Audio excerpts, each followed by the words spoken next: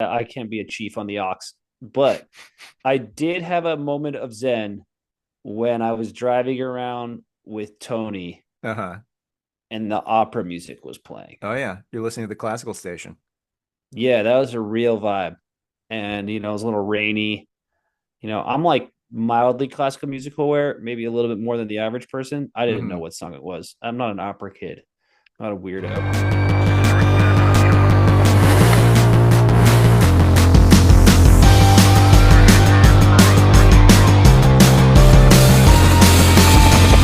Welcome back to the Grand Theft Auto Every Mission podcast. I am Henning Fogg, joined by Tim Goessling. We are pretty deep into the GTA story, GTA 3 story at this point. We've begun working for several members of the Leon crime syndicate. We did a racing venture for the Mexican cartel, and we're going to keep rising through the ranks of Liberty City. So today we're kicking things off with a mission called Cipriani's Whoa, whoa, whoa, Chauffeur. whoa, hold on. What am I moving to? Let's jump into a big question here, dude. Okay. So I started to notice these dudes around the city. They look like the Men in Black. They're always wearing suits, All right, we talking NPCs. NPCs, and they always have guns. They don't Yep. have baseball bats. Okay. And I it made me start to think like, is this game, how much of this is supposed to be quote real? Like, is this supposed to be a real life New York City sim? Not like hyper real, but how much of this is like, because to me it feels that the city Uh-huh. is its own character. Sure. Classic line to describe any movie set in New York. You really feel like New York is sort of a main character here, right? Yeah, but like it's impossible to say this without talking about other games in this series, which Uh-huh. are more with graphics and gameplay mechanics and things, are more quote like real lifey as much as they can be in a Grand Theft Sure. Auto game. Sure. But with this one, it seems like there's more cartoonish looking gangster dudes with guns walking around the streets like at any given time, and construction workers in like YMCA Village Men people outfits. Like it seems like a very heightened. I don't know. Everything is just like kind of Yeah, not goofy to put it not in any other way. realistic. It's not realistic. I mean, I feel like your question started presuming that a bunch of mobsters walking around, openly carrying guns on the streets of New York was a realistic depiction of the city. No, it's a cartoon reality, and you see that scattered throughout. The fact that like every member of the mafia is wearing that suit that you're describing, right? And every member of the triads is dressed in like a denim romper, and all of the Colombian cartel, they look the same. The Mexican cartel, they look the same. Everybody has, it's like Wes Anderson's New York. Everybody has their uniform and they're sticking I to was it. wondering when we were going to get to the big west of it all, Yeah, bro. it only took us 4 episodes. I don't think that Grand Theft Auto 3 bears much of any resemblance to, let's say, the Royal Tenenbaums, which did come out several months after GTA 3. But there is a cartoon sensibility that I think, Is no, it's there a not. twee sensibility, bro? That's the classic like Wes Anderson I don't fan know. word Like that you like to use, bro. I do love to use that. When I think of twee, I do think of the Brits, and this is a very British game. You could go so far as to say that GTA 3 has a bit of a twee sensibility. I don't even know what that means. I just know that you Wes heads say that shit all the I time. think for the purposes of film Twitter, twee just means annoying, and cheeky, which I think this game is. It's No, it's not realistic, but within the kind of cartoon logic of it, it feels plausibly real. It does to me anyway. I like, not to the extent that I'm looking at it as a documentary, but I think that Liberty City was created, as a commentary on New York of the time, maybe even more of like a 1970s, 80s New York. We talked a little bit about the Martin Scorsese influences. Tim, we haven't even gotten into this mission yet, but I will preemptively give you an apology. Last week I poo-pooed the idea that this game bore any sort of like debt to The Sopranos. we're about to meet a character who is very much a Tony Soprano figure. That Tony Cipriani. That's Tony Cipriani. So the mission, we go to Joey, right? We've been running a few different Does missions he for have a this guy. different car in his garage every time you see him? I feel like he has wares that I wish I could be driving. Well, I mean, it's an auto body shop, right? So it makes sense that he would I don't continue know. to I have think it's a different little, cars maybe in it's a there. little preview, a little foreshadowing of things to come. It absolutely could be. We've seen him work on a dune buggy. I think we've seen him work on a Mafia Sentinel, which I'm pretty sure is Tony's car. So we go back there to Joey's garage. We are introduced to another member of the extended Leone crime family. This guy's name is Tony Cipriani. Tim, did you recognize the voice actor? Recognize the voice. Had to look up into the cast, see it was the late Michael Madsen. Yep, R.I.P. Yes, I think he's got such a distinctive voice. I mean, when I played this, probably not the as much as Michael Rappaport, not as but much as Rappaport or Joey Pants, but he's got, this gravelly, like cigarette chewing quality. At the time of playing this in 2001, probably the only thing that I would have known him from was Free Willy. Of course, his career is much you more hadn't expansive got than down that. the Reservoir Dogs pipeline I did. yet. I saw Reservoir Dogs 1 year after playing GTA. So GTA was sort of, the gateway drug to other things. But yeah, Michael Madsen in Reservoir Dogs, Kill Bill Volumes 1 and 2, Thelma and Louise. According to his IMDb page, he's been in like 400 movies, over the course of his Yeah, career. A great working character actor with a great voice. Tarantino infused. Totally. And I don't feel, well, I don't know. We can talk more about QT as we keep going. But anyway, we need to drive this capo back to his mother's house, which may also be a restaurant. It's called Mama's Restaurant. Um, Pretty straightforward setup. We're just driving some guy. As with most GTA things, it isn't quite that simple. We wind up being asked to drive Tony to Mr. Wong's laundrette, right? He's going to collect some money. Then we're going to go to his mother's place. We are greeted with gang violence at the laundrette, right? We've got the triads on our tail. Yep. I Um, found this mission to be pretty straightforward. I I mean, you can just say boring. Yeah, the triads didn't really put up a fight. Like I feel like outside of the cursed driving mission that I still can't beat, I was able to evade them very quickly. Yeah, Like it was over in like 30 seconds. You know what I mean? I was like, okay. there's implied threat. Tony comes running out of the laundrette, chased by a bunch of triad members who it should be noted are not carrying baseball bats anymore. They have guns. They are not hesitating to use them. What an But upgrade. Some of them had guns last time. They're like 50 guns, 50% guns, 50% bats, yeah, Tough economy. tough economy. But maybe they're making the same money we are and Not a shopping at tough economy for ammunition. me, bro. I'm like 70 G's in 2001 video game Oh money yeah, I have at no this point. idea what I'm gonna spend this money on. We've covered this, but yeah, you quickly escape the triads. You just drive Tony back to his mother's place. Um, yeah, that's about the size of it. You get three thousand You know dollars. what was the excitement for this was when I realized at Tony's place, you can enter kind of through this like little corridor that has these Hmm. little light fixtures in front, which like feels very, ooh, I'm walking down the light, the little brick hallway here. Or Right. there's a little side stairs for the car, which I respect the design. It's There's even a it's a little dirt nice. mound if you want to drive over the wall, which I also appreciate. It's the little things, bro. We love the details. Presumably this is sort of like the Little Italy area. I think this is the part of the map where you are seeing all of these guys in their suits, right? This is mafia territory. A Um, lot of guys in suits. a lot of guys in And suits. I knocked this mission out and I got a great reward, bro. Pretty much exactly what I needed. Tell me what the The reward was. the true currency of this game. Guns, baby. More firepower. I got the Uzi available. It's funny, you go into the ammunition and it's available, and then you pick it up and it disappears for maybe 5 seconds, and you pick it up again. Oh yeah. No, there's It's there's just no like this cap this, on the volume of Uzis you can purchase. yeah, but for me, this was I never kept the shotgun in my inventory, but the Hmm. Uzi is a real sword of the angels godsend here as it pertains to carnage. I mean, And it's the I was top of the very line very happy to get it. Yes. for And 800 bucks. So you finish this mission with $3,000. That's three and a half Uzis right there. So you're sitting pretty.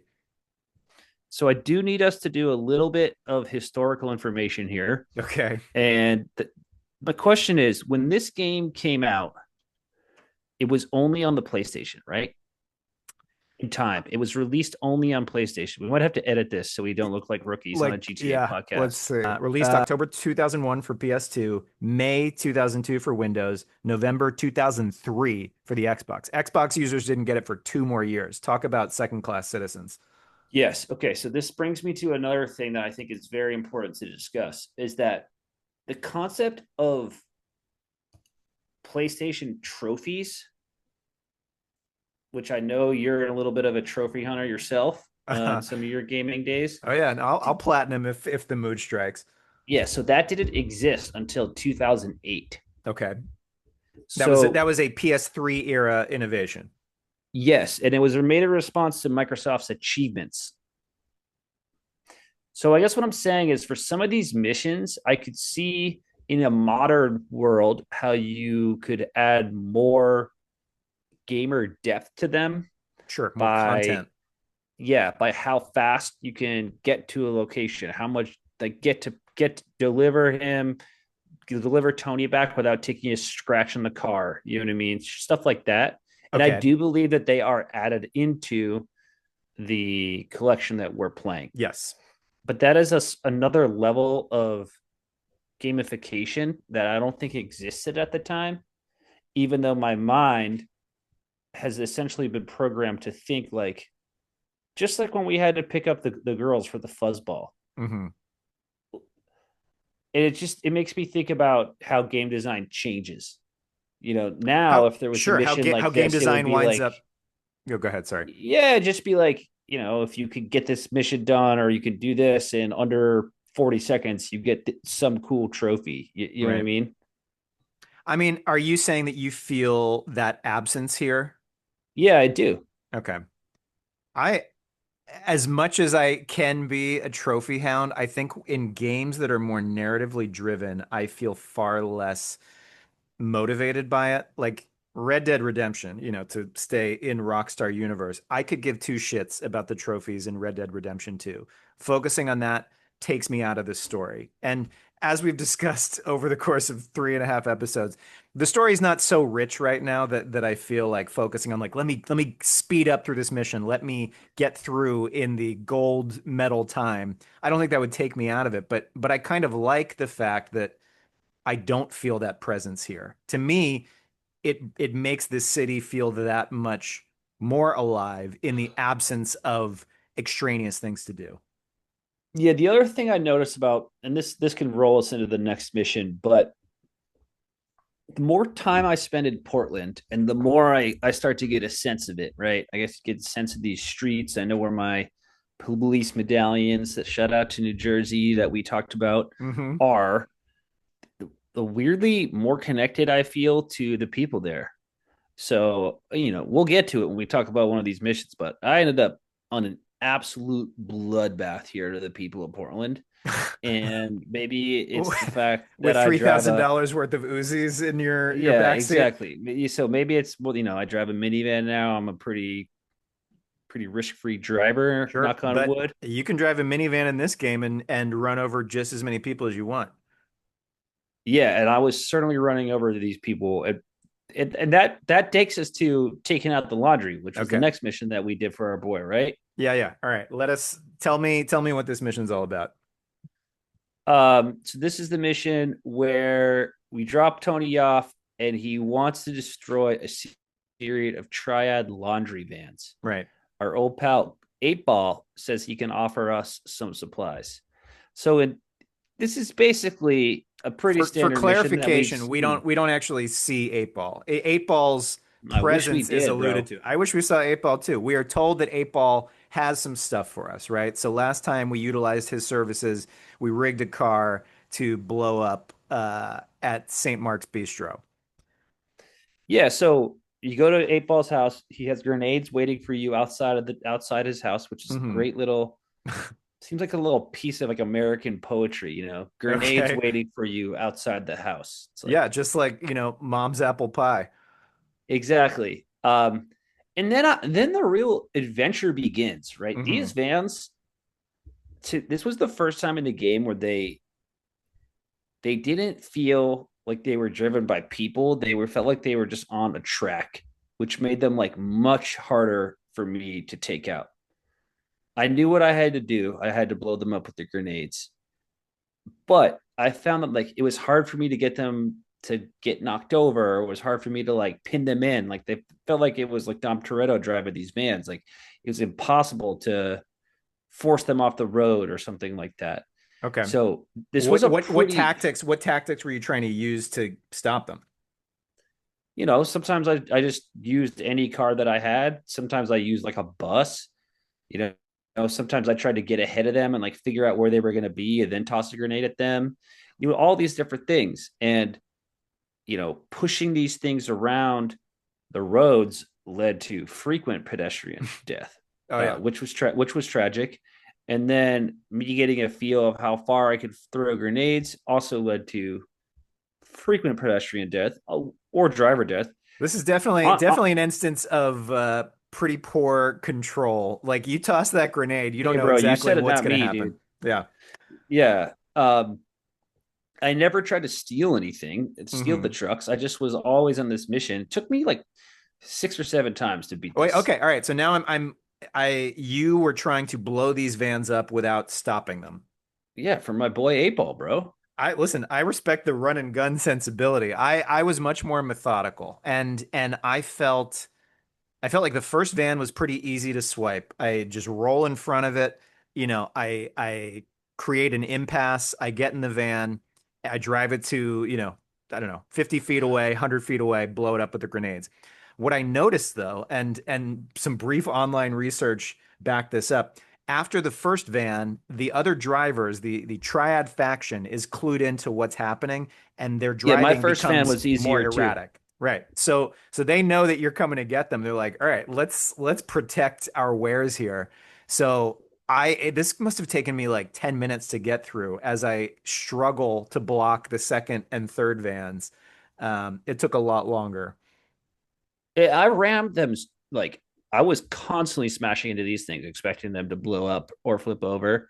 These things were like tanks, dude. Yeah. Felt like trying to like get a bumper car that's on the tracks to like turn over. Like it was being held down by super gravity. It does feel like the game sort of modifies the breakability of cars depending on what it's trying to, make Exactly. the difficulty level. So like, there are other times it's like you so much as tap a car and it explodes. In this instance, it does feel like you are contending with like almost armored vans, which these definitely aren't, or at least are not explicitly suggested to be. Yeah, and it's in the sense of chasing an action movie high. It was strange, and there's no one shooting at you. There's no one chasing you. Right. You're just like chasing these vans with a seemingly oblivious driver. Like Hmm. they're just essentially. It feels like they're not. There's no one driving, no human actually driving these things. You're It just constantly ramming them, and they never will stop driving. See, it's funny you say that because in the absence of larger story, I feel like for me, I filled in these blanks where I'm like, these drivers are utterly committed to the task at hand. They will not Huh? leave no matter what. I'm like, damn, these triads are just, they're laser focused. Nothing is They going to care stop about them. their laundry. They They care care about the about, business. yeah, absolutely. They care about Mr. Wong. And so Can they you wanted, take them out of the cars? Can you pull them out yes, of the car? yes. So that was my strategy. I was trying to take them out of the cars because they weren't stopping for me. I'm like, I just need to slow them down enough so I can just triangle button their asses out of the cars, which again took a long time. And within that sort of Trying to like, like spare their lives or something? I didn't think of Good that for you, consciously, bro. but Good for you. retroactively, yes. I guess I am more of a moral player than you are. Um, I mean, this one was crazy, Joe. I pushed it up to like 4 stars, tossing grenades around the city until I took a taxi cab into the pay and spray to get the heat down off of me, and I couldn't believe that worked. And then I just went right back out there and like I got it done. See, And it I was was eventually kind of annoying, dude. This one was probably the first one where I was like, all right, bro. Like frustration by the won time I out. got to the third van, I could not block this thing in by myself. Uh-huh. It's funny So that you ultimately, you had a 4-star pay and spray situation. I accumulated 3 stars, got to the pay and spray, and I was kind of listening to the ambient noise around me. So like this game, you talk about the NPCs. These NPCs talk, many of them, and there's like hundreds, if not thousands, of lines of recorded dialogue. So 3 stars gets you helicopters that start to chase you. And as I pull into the pay and spray, I overheard from the chopper someone say, "We're gonna kill you," and it was followed up by someone saying, "That's not in the book," which I thought was just like a delightful NPC moment. yeah, I got love for these NPCs, dude. Well, But why are I you running them all over? I know. Well, dude, blame the Men in Black. The dudes. I kept waiting for them to take out the neuralizer, whatever that thing was called. So going back to our boy Madsen, Tony, Right. right? Where does he stand in the Leon family hierarchy? Do we He's a know? capo. He has a higher job than Joey, but Joey, being the son of the Don, obviously holds a significant amount of power. So I think in terms of the structure of it, he is the highest ranking mafioso we've met so far. And where's Luigi rank? Oh, he's lower than that. He's not a soldier necessarily, but I think Luigi is a businessman who happens to have ties to the Leone family, but I would not say that he's high up on the org chart. So is Tony the highest ranking person we've met at this point in this Yes, story? Tim, that is literally what I just said. Sorry, I'm just trying to think of. I'm just trying to remember if we had met anyone more senior. That's No, all. he's the guy. So this is the top of the rock right now. So you're And telling me we got a guy named Tony with an overbearing mother? I am saying exactly that. We should mention at the beginning of the mission, as he's telling us about what we need to do, we overhear his mom in the background berating him, much like Livia Soprano in the titular Sopranos. So it's a crystal clear Tony Soprano reference. He even kind of looks like him. He does look like Tony. I mean, the only thing that could really solidify it even more for me is if he was like, looking at a bunch of ducks in his backyard pool. You're gonna say eating a bunch of gabagool, bro. It is some gabagool. I mean, who knows? It's been a long enough time. I don't know if that might not be in our near future. But we finish this mission. We get 20,000 clams, which A is a great significant payday, amount of bro. money. An That HBO worthy payday, bro. HBO worthy payday. That is 25 Uzis we can purchase. And moving on. So last mission we're going to talk about today is back to Joey. It's called Dead Skunk in the Trunk. We go back to the auto body shop. He wants you to go grab a car that has a dead Forelli in the trunk, some competing family. Dispose of it with the crusher at the city junkyard. This is the first time we've heard about crushing capability. Another seemingly straightforward task, immediately complicated by the fact that once we get this car, we are pursued by some avenging Forellis, presumably his family members. Let's They, talk about this for a second, though, okay, because you got to get the car at the restaurant where we blew up Joey Lips, right? nope, different restaurant. Different restaurant. Different restaurant. We've got multiple places to Am I dine out lumping in all my Liberty City. Italian restaurants in? Yeah, this is a bit of Italian erasure on your part. This is the Callahan Diner, not Oh, the Bistro. well, I thought about Lips, when I went to Of get course this you did. car. Yeah. How can you Thought not about the think about good. lips? I talked about the good food that we shared, all that, and I was like, oh hell yeah, another restaurant. I had a weird All thing these happen to memories are me. flooding you. Yeah. So when I started this mission, I had accidentally started another mission, and I was like, oh, I don't want to do that. So the only way I could get out of that other mission was to blow myself up with the grenades from 8 Ball that I had. Okay, that's a So noble suicide. when I started this mission, I had no weapons. Wow. All right, you were freeballing Yeah, this bad boy. real wild boy. Yeah. And he just said, we just need you to drive a car point A to point B. So I was like, okay, no problem. I can do that. Get into this car. The heat is on me right away. And let me tell you, this is the most alive I felt playing this game. Yeah. Oh, yeah, dude. I loved having these guys chase me, shoot me, try to ram me off the road. Honestly, Two cars that are electric, immediately on your ass. electric, dude. All And they're right. shooting at you and they're smashing you. And listen, I may have failed Turismo, both the game and the mission here, but I did not fail this. Damn. All This right. was this Gamer was gamer clean, cred bro. restored. All right. So Yes, dude. this was I had the spirit on my shoulder as I was driving, dude. that's I beautiful. made it straight to the junkyard and it was pretty clean. The only problem was I had no weapons when I got out of the car to get it picked up by the Right. And crane, by the these Farrelly crusher. brothers are still very much on your tail. Yeah, so this was high tension moment for me because I Yeah. had to stay alive for until I got the sweet release of the mission ending, which is such a reality breaking thing. When you have 6 stars that you just like drive the car into a Right. garage and And then the stars everything disappear. disappears. So these guys are chasing me. We're gonna kill you, and it's just that they play the little drums of the mission ending and Right. payday. But yeah, I love this, man. I thought that this provided some much needed context to who the Men in Black were. A little disappointing that there was no alien reveal. Maybe one day we'll get aliens, but for Uh-huh. now, I was like, oh, okay, so these dudes are not that. These are just the gangsters. Finally, was able to put a name to the men. If that makes Well, sense. I want to push back a little bit. I don't think that we're meant to infer that every like mafia looking guy is a Farrelly brother. I think it's just sort of like, standard issue mafia. They Yeah, could but be the Leones, they guys, could the be guys in Farrellys. the wear the black suits Right. were the guys in the car. Yes, but we've also seen Luigi in a black suit. I thought he wears a green suit. All right, we may need to edit that one too. Moving on. You sailed through this mission. Meanwhile, I failed it at least three separate times. So, Really? oh yeah, this was very hard for me. Kind of like my ding on the last mission. You can feel the game ramping up in difficulty. Like these cars are objectively faster than you can possibly be. You are forced into this sedan to take the car to the crusher. They are in these mafia sentinels. They are, coming at you fast and furious. And they flipped me over several times, and so that's it. Even though presumably you flip over the car and it, ignites in a ball of fire, that's not good enough to satisfy the mission success requirements.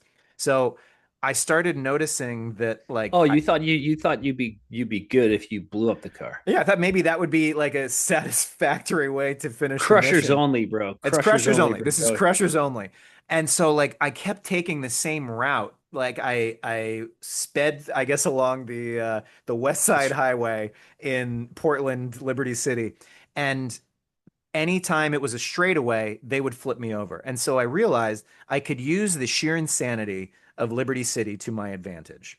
And everybody drives like an idiot in Liberty City. And so as long as I can like bob and weave in this traffic, I will let my fellow drivers create obstacles for the Farrelly brothers. That's beautiful. That's The the only thing that symbiotic got me through. relationship. It was a beautiful symbiotic relationship. This Very was true for you in your real life driving prowess, mystical driving nature, and your own adventures in like do you consider yourself a good video game driver I think I am a in this better game and other games? I don't know what this says about me. I think that I am a better shooter than I am a driver in most games. Interesting. I would not consider myself an A plus driver. But again, learning to use your environment to your advantage. And so once I started thinking in terms of Liberty City, once I started thinking of Liberty as its own character that could maybe even help me out, that's when I finally beat the mission. This is And actually this actually gets to an interesting thing, which is for the most part, I would say shooting in video games, you have a reticle. In third person, we'll just say third person games, right? mhm. It's mostly the same ever since you get into third person. You point and you aim and you shoot, and it's usually R2 that's doing the shooting. Yep, pretty straightforward. I will say that driving, I feel like still is not it is way more unstandard.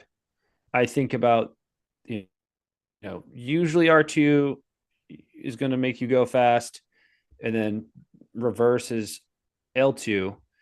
But there's another game, Halo, that uses Mhm. like a completely different driving scheme involving the analog sticks. What's the main car there? Is that the Warthog? Yeah, the Warthog. So there's like a whole generation of people who know how to drive Warthogs Right. and a whole variety of Halo um, Halo vehicles. And then here we have this driving mechanic. And then I imagine if you play racing games, there's like a whole other world of But yeah, listen, you mentioned Turismo, right? I assume you're talking about yeah. the Gran Turismo franchise, and that selling point there is realism. So I imagine that the control system is a lot more intricate than what we have in GTA. Yeah, so I guess what I'm saying with video games, it's wild to me because there's not a whole lineage of hyper realistic shooter games, where the I should say third person shooter games Right. where like the weight of the weapon is like a crucial part of it. But there's people who live off hyper realistic driving sims, Yeah. and there's other third person action games of this era, Driver, The Getaway, True Crime Streets of LA, Right. Each one's that. operating by its own mechanical structure. Yes, but for the most part the shooting is the same, Yeah. you know, but the That's really driving no, is. that is a very interesting point. I'm not sure that I'd kind of thought of it so plainly, but you consider the fact that like movement is the main sort of way that any game is differentiating itself, right? And like you said, in some cases it is an R2 L2 combo, in other cases it's more intricate. I think a little bit about something like Death Stranding, and it's like 40 plus hour walking simulator, but it's if you get into it, it's fascinating. And like how you shift your weight from left to right makes an impact on your ability to carry this package. Um, and it creates ultimately a different feel. And talking about the sort of realism of this world, I think that the controls of GTA 3 reinforce the sort of simplicity, the sort of cartoonish sensibilities of the world. If it were any more intricate, it would feel almost weird. Um, you are a longtime acolyte of GTA 4. I have never actually played GTA 4 all the way through, but everything I know about that game suggests that the controls are more complicated and weightier, right? And that game is inherently more realistic in what it's trying to do. Am I correct? Yeah, for sure. And the other thing that it's like worth mentioning is that when it comes to the combat, not necessarily the driving, like there is a lack of cover. So there is a game Oh that yeah, would there's come there's out no cover in this game. yeah, but there was a game that would come out in 2006, Gears of War, which was Hmm. not necessarily the first game to have this, but that introduces the idea of you push a button and your character hides behind cover that you could pop out and shoot from. And that would become the standard for almost all third person action games Yeah. One where the innovation bleeding into every subsequent yes, game. and that is in GTA 4 and it's not here, that's for sure. No, and that'll You know, be again, that'll be a fascinating conversation for us 5 years from now when we yeah, talk about. let's not jump ahead, but the driving mechanics I think the driving mechanics in this game are solid enough. I do feel there is enough distinction let's between not each. forget you said that this is a driving franchise when we started. I did say that. Listen, I'm going to contradict myself about 1,000 times over the course of our time together, so I have to just sit with it. But the the way that this car feels, this sedan that we're taking to the crusher, that's different than the Diablo that we were using for our racing mission last week. That feels different than the bus that you used, in a previous mission. And Oh hell yeah. they each have their own weight and feel to them. So that's enough for me, certainly in 2001, but quite honestly, even today. Like the only thing, not the only thing, but the the poor shooting mechanics really stand out. I do not think these are poor driving mechanics. Stand by that. I love that. All right. I also I did like this concept of the car getting like picked up. The nice little visual. Good to know that we have the ability to crush cars now. Is Great. that This is, accurate? I believe it is. So now we can rig them with explosives at 8 balls. We can crush them over here. We can take armored cars to that lockup at the docks. There are different open world things that we can incorporate, as we go along. We already know that we can do taxi missions. We know that we can drive an ambulance. We know that we can do vigilante missions. Like again, Liberty City is the main character in the Grand Theft Auto 3 world. And if it's the main character, would you say that cars are the heart and soul of it?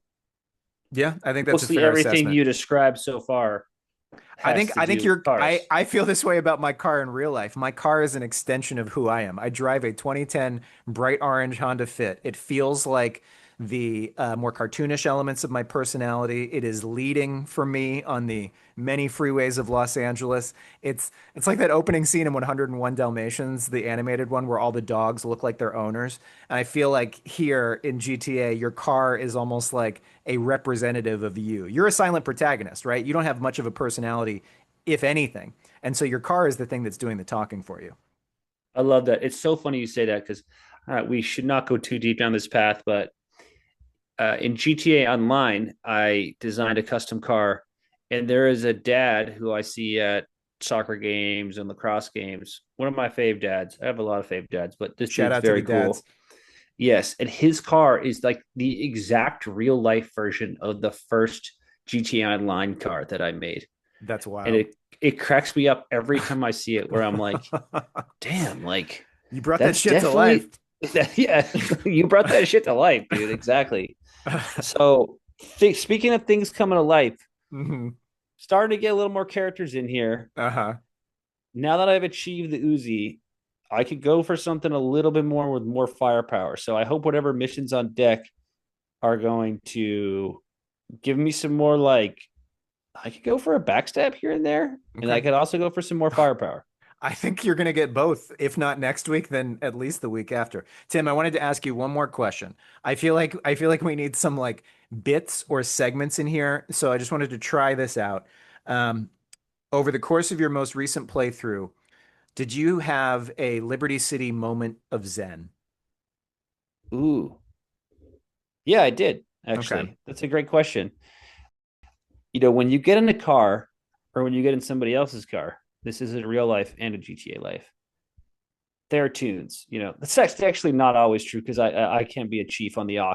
But I did have a moment of zen when I was driving around with Tony Uh-huh.